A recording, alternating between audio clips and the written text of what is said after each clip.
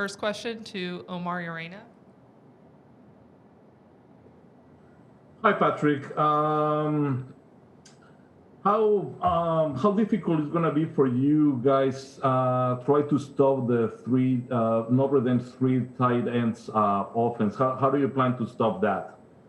We plan on stopping it by going through film study, seeing what they like to do tendency-wise, and just going through practice and preparing each week for the game. John Zener, you're up. Hi, Patrick. If you had to make a case individually for Max Jones to win the Heisman and then Javonte Smith to win the Heisman, what would you say about each of those guys individually? I believe they both deserve it. Their work ethic, is unbelievable.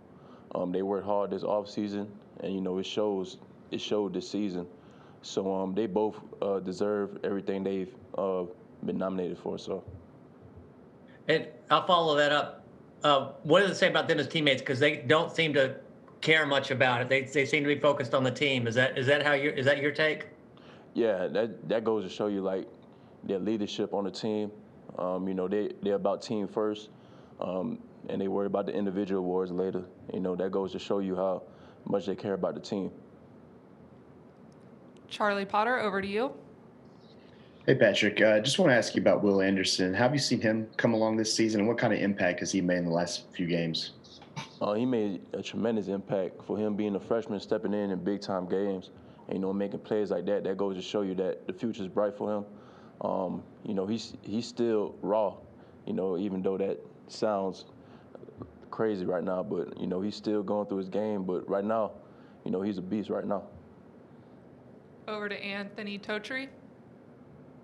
Hey, Patrick, what kind of challenges come with facing a quarterback like Ian Book, who has played so many years in the league?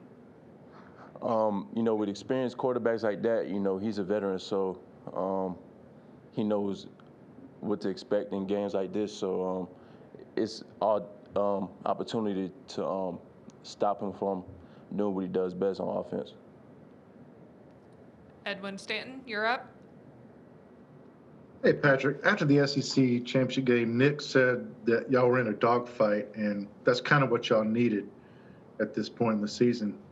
Y'all feel like y'all did need that, and how do y'all feel about moving forward, facing teams that are going to be elite teams that are going to challenge y'all?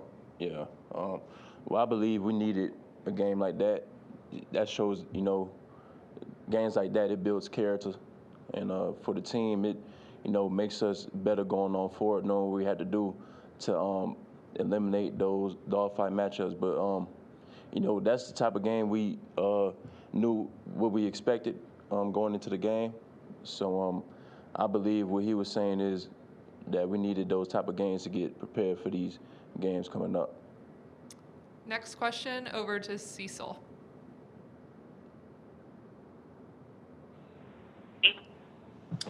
Patrick, hey, this is Cecil Hurt. First of all, congratulations on being the SEC Defensive Player of the Year. And second, just back to the Florida game for a moment on the long touchdown. It looked like you had it defended and then suddenly didn't. What happened on that play? I was covering. I was in perfect coverage. I just got to play the ball. That's all I got to say about it. Thanks. Thank you, Cecil. Over to Mike Rodak. Yeah, Pat, have you ever had to cover Jaleel Billingsley in practice at all? And what skills does he have that translated to him being able to return kicks as he did on Saturday night? Yeah, Jaleel, he's a special player. He's just not no ordinary tight end. He's a tight end that's capable of doing many things, out in the perimeter. He got tremendous catch radius, and he's also fast for a tight end. So he brings many traits to the table. Next question to Michael Casagrande.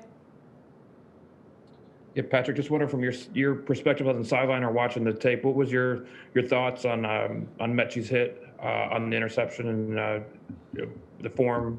Where would you rate it?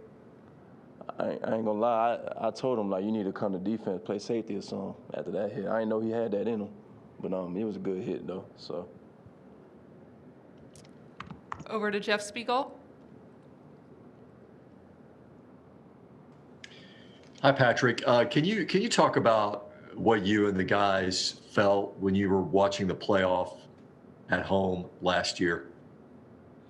We felt disappointed knowing that our season got cut short. We felt like we had the opportunity to be in there, and unfortunately we didn't.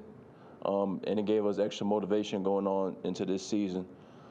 So we kept our heads down and just kept working to get to this point, We'll go back over to Charlie Potter.